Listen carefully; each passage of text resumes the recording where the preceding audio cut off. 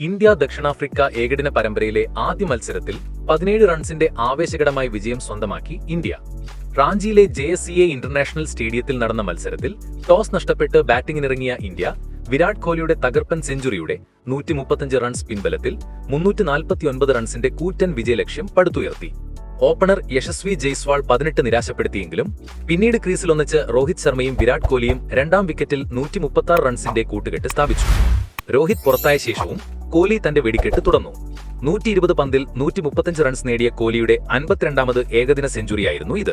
Captain KL Rahul 56 പന്തിൽ നേടിയ മികച്ച അർദ്ധ സെഞ്ചുറിയും ഇന്ത്യൻ സ്കോറിന് കരുത്തേകി.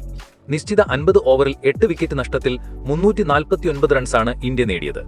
350 റൺസ് വിജയലക്ഷ്യം പിന്തുടർന്ന ദക്ഷിണാഫ്രിക്കയ്ക്ക് തുടക്കത്തിൽ തന്നെ തിരിച്ചടിയേറ്റു. യുവതാരം ഹർഷിത് റാണ ഒരൊറ്റ ഓവറിൽ 2 വിക്കറ്റുകൾ വീഴ്ത്തി. 11 റൺസിന് 3 വിക്കറ്റ് എന്ന നിലയിൽ പരിങ്ങിയ ദക്ഷിണാഫ്രിക്കയെ Tony de Zorzi 39, Dewald Brevis 37 എന്നിവർ ചേർന്ന് രക്ഷിക്കാൻ ശ്രമിച്ചു. എന്നാൽ ആവേശത്തിന്റെ കൊടുമുടിയിലെത്തിച്ചത് Breetzke 72, Marco Jansen 70, Corbin Bosch 67 എന്നിവരുടെ തകർപ്പൻ ബാറ്റിംഗ് പ്രകടനമായിരുന്നു.